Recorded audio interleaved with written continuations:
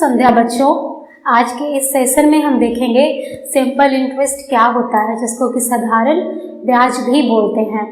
तो ब्याज का शब्द आप लोग सुने होंगे अपने गांव में अपने पिताजी से, माताजी से, कि पिताजी हमारे बोलते हैं हमने बैंक में इतना पैसा जमा कर दिया है, इतना परसेंट दर हमको से दिया है मैंने, और इतने साल बाद मुझे इतना मिलेगा, है ना। या फिर गांव में आप सुनते होंगे कि हमारे पिताजी ने इतना कर्ज लिया है, उसने इतना सुद्धि पर दिया है, जो गांव की भाषा में बोलते हैं, या फिर दर इतने परसेंट पे हमें को इतना पैसा वो हमारे पिताजी ने कर्ज लिया है उनसे। तो दोनों तरह की बातें हैं। तो आखिर ये जो होता क्या है, तो जो जैसे अगर हमारे कोई भी आदमी एग्जाम्पल ले लीजिए, अगर 1000 रुपये है उसके पास, ठीक, उसके पास 1000 है और वो बैंक में जाकर के जमा कर दे रहा है, और हम ऐसा अगर बोलते हैं कि कुछ साल बाद, 10 साल बाद हमको वो 10 साल बाद, 4 साल जो भी हो, कुछ समय बाद ये 1500 हो जाएगा। तो 1000 जो 1500 हो रहा है, दोनों का डिफरेंस क्या हो गया? 500। तो ये जो 500 जो हमारा बढ़ रहा है अमाउंट, 1000 से 1500 के बीच में 500 रुपये में एक्स्ट्रा जो मिल रहे हैं एक फिक्स्ड अंतराल में, वो क्या हो जाएगा? यही ब्याज है। ये 500 रुपये जो है वो ब्याज है। तो ये डिफरेंट होता है, अलग अलग तरह के ब्याज, जरूरी नहीं अलग समय, अलग ब्याज, अलग दर, सब कुछ अलग हो सकता है। लेकिन एक खास इस कंडीशन में अगर 1000 रुपये जमा किए हैं, तो अगर कुछ साल बाद अगर 1500 मिल रहा है, तो 500 रुपये इसमें ब्याज है, दोनों का जो डिफरेंस है। तो ये तो हो गया ब्याज का एक टर्म समझने का। लेकिन ब्याज अगर हम पढ़ते हैं तो उसमें बहुत कुछ टर्म्स है जो मैं आपको बताती हूँ। मूलधन, जिसको कि प्रिंसिपल बोलते हैं, ये जो हमारा 1000 रुपया हो गया वो मूलधन होता है, प्रिंसिपल अमाउंट प्रिंसिपल होता है। और आ जाइए दर, रेट जो होता है, जो कहते हैं ना 3% पे, 10% पे, 4% पे, तो वो हमारा दर है। समय वो होता है, जैसे 4 साल के लिए हमने फिक्स डिपॉजिट किया है, कोई लंबे समय के लिए, कोई 20 साल 25 साल के लिए भी होता है, कुछ महीने के लिए भी होता है। तो वो जो समय है, जिस अंतराल के लिए हम पैसा लेते हैं या बैंक में जमा करते हैं, वो हो गया हमारा समय। ब्याज हो गया इंटरेस्ट जो हमको मिल रहा है उससे। और मिश्रधन अमाउंट जो क्या हो गया, जो अमाउंट है, जो हमको ये 1500 रुपये जो हो गए वो अमाउंट हो गए, जो हम पैसा हमारे पास वापस आ रहा है ब्याज के साथ मिल करके, या जो हमने कर्ज लिया है, जो हमने ब्याज लगा करके एक्स्ट्रा उन्हें दिया, रिटर्न किया, वो हो गया मिश्रधन। नाम से ही पता चल रहा है मिश्रधन, मिश्र मतलब मिक्स हो जाना। तो ब्याज और हमारा जो क्या हो गया, प्रिंसिपल वैल्यू जब मिक्स प्लस हो जाती है, दोनों को मिला करके क्या बनता है? मिश्रधन बनता है, अमाउंट बनता है। तो एक आप ब्याज का एक सिंपल सा फॉर्मूला क्या है? ब्याज क्या होता है? मूलधन, समय और दर का प्रोडक्ट होता है। मूलधन गुना समय गुना दर बटा 100। इसको सिंपल में याद करने के लिए I = PTR/100, PTR principal time rate by 100। तो उस तरह से एक छोटा सा फॉर्मूला है। ये भी फॉर्मूला पूरे ही साधारण ब्याज में यूज होता है, बस थोड़ा सा क्वेश्चन का वेराइटी बदल जाता है। तो आइए हम सब पहले साधारण से सवाल से आगे आते हैं, कॉम्प्लिकेटेड थोड़े सवाल भी देखेंगे। जैसे क्वेश्चन में है, मोनू ने 800 रुपए की उधार ली, तो बताओ 10% की ब्याज दर से 3 वर्ष बाद कितना ब्याज देगा। क्वेश्चन पूछ रहा है कितना ब्याज देगा। तो पहले क्या करना है? ब्याज देगा तो ब्याज का फॉर्मूला। अब हम मेरे पास है क्या क्या, गिवन क्या क्या है। कोई भी सवाल आपको मिलता है तो पहले आप देखिए कि आपके पास दिया क्या है, क्वेश्चन में गिवन क्या है, पहले फटाफट आप उसको देख लें। तो यहाँ पे क्या है?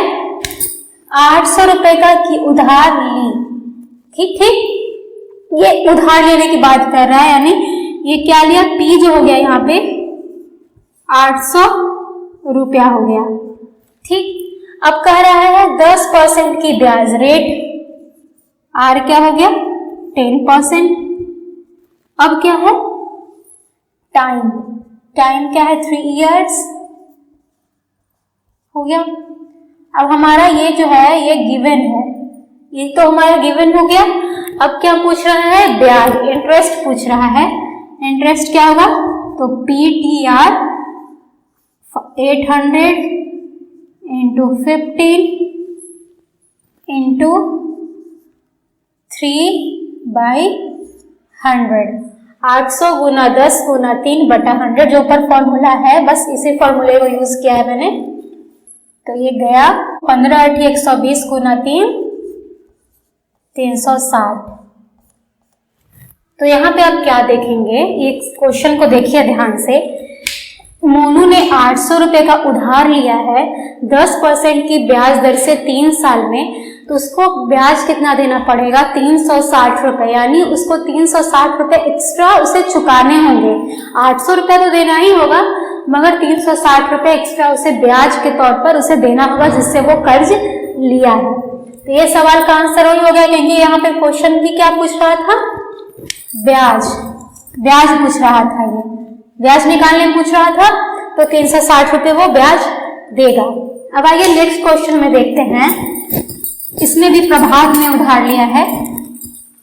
प्रभात ने 1500 रुपए की राशि उधार ली, 5% ब्याज की दर से 2 वर्ष बाद वह कितनी राशि अदा करेगा। देखिए यहाँ पे सवाल थोड़ा सा बदल गया है, कितनी राशि वो अदा करेगा। इसमें सिर्फ वो ब्याज नहीं पूछ रहा है, इसमें पूछ रहा है टोटल उसे, जिससे भी वो उसने कर्ज लिया है, महाजन से, कोई रिश्तेदार से, उसे वो कितनी राशि देगा। ठीक है, वो कुल 1500 लिया है, अब वो कितना लौटाएगा। तो देखिए P क्या हो गया इसमें, 1500, रेट क्या हो गया 5%, टाइम क्या हो गया 2 ईयर, है ना। अब क्या आ जाएगा, इंटरेस्ट पहले हम निकालेंगे, PTR बाई 100, यानी 1500 इंटू 5% इंटू 2 ईयर बाई 100।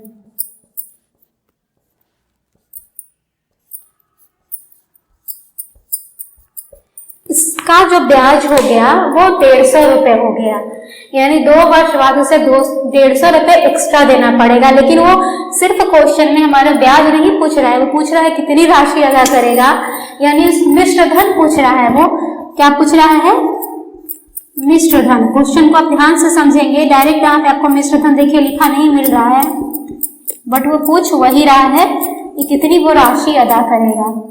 ये 1500 रुपए तो उसे देने ही हैं, वो तो लिया है। अब क्या है उसके पास, इतना जो हो गया वो ब्याज भी है।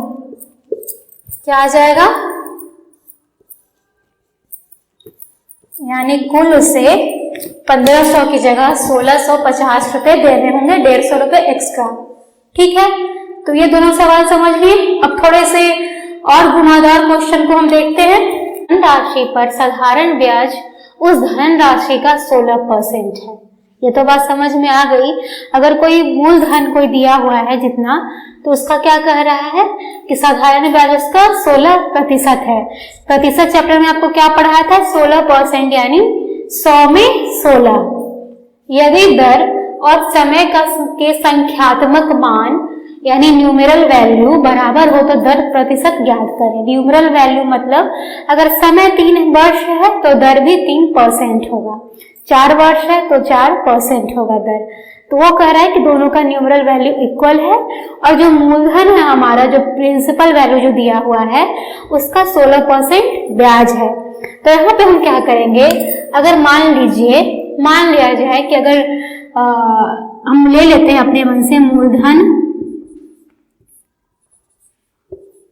अगर 100 हो तो ब्याज क्या हो जाएगा बच्चों, 16। क्योंकि प्रतिशत चैप्टर में हमने आपने देखा था कि 16% मतलब 100 में 16, तो सवाल को सिंपल बनाने के लिए हमने 100 मान लिया, तो 100 में 16 तो ब्याज ही है। अब यह क्या कह रहा है कि समय और दर का संख्यात्मक मान बराबर है। ये तो समय जो है, अगर t हम ले लेते हैं और दर को r, तो क्या कह रहा है, t और r इक्वल है। कह रहा है ये कि संख्यात्मक मान क्या कह रहा है, बराबर है। ठीक, तो आइए फॉर्मूले की तरफ जाते हैं। आई इक्वल टू में क्या पढ़ा था, p t r बाई 100। तो हमारे पास क्या क्या है, अभी देखिए, p तो अपने पास है, मूलधन p होता है, ब्याज आई होता है। पूछ क्या रहा है? दर, दर पूछ रहा है। तो P क्या हो गया? 100। ठीक, अब T और R बराबर है, T और R दिया है, संख्यात्मक मान बराबर है, तो T को आप क्या कर सकते हैं? R लिख सकते हैं और R को R लिखते हैं। हमने R इसलिए लिखा क्योंकि यहाँ पे R पूछ रहा था, अगर समय पूछता तो दोनों को आप T भी लिखते, बात बराबर होती, क्योंकि समय और दर तो बराबर ही दिया है, आप कुछ भी लिखें, बटा 100 बटा 100। अब क्या कह रहा है? इजिकल टू, हम जानते हैं आई, ब्याज अपने पास क्या है? 16, तो 16 क्या हो गया? R स्क्वायर इजिकल टू 16, इसलिए R इजिकल टू √16, 4। 16 का अंडर रूट हो जाएगा, तो यहाँ पे क्या आ जाएगा? 4। यानी जो रेट है हमारा दर क्या हो गया अपना? 4%। और वो अगर समय पूछा जाए साथ में तो भी क्या हो जाएगा? 4 वर्ष। ठीक है, क्लियर है ये सवाल? तो कुछ नहीं है, मूलधन का 16, तो मूलधन 100 तो ब्याज 16, समय दर बराबर है तो हम इसको बराबर लिख देंगे और बस उस फॉर्मूले पे बैठा करके, तो आंसर क्या आ जाएगा? दर 4% और समय भी 4 वर्ष। तो ये सब सवाल है, ये सवाल थोड़े से कॉम्प्लिकेटेड थे लेकिन आते हैं ऐसे सवाल, और मुश्किल भी नहीं है क्योंकि फॉर्मूला तो बस यही यूज हो रहा है, तो आप इस तरह के सवाल कीजिएगा। और मैं एक चीज और आपको बताती हूँ, जैसे तो अभी तक आपने देखा कि यहाँ पे 2 वर्ष 3 वर्ष करके सवाल आते हैं, कभी कभी ऐसा होता है कि आपके पास क्वेश्चन में आ जाएगा 3 वर्ष 4 महीने।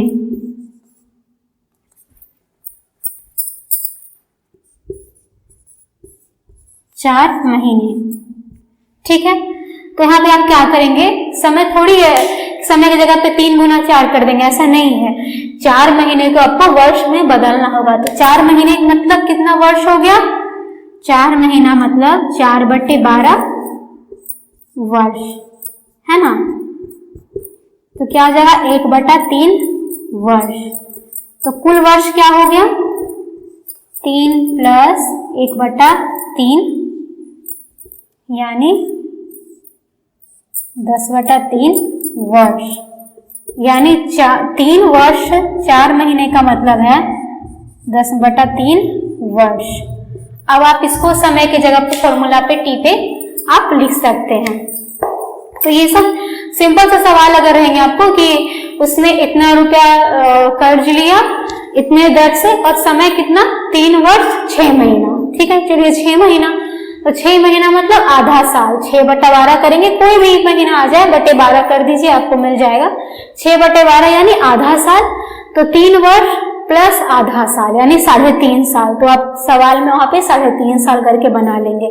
तो ऐसे भी सवाल आपको देखने पड़ सकते हैं, यहाँ पे आप महीने रहेंगे तो आप वर्ष में उसको जरूर बदलेंगे। ठीक।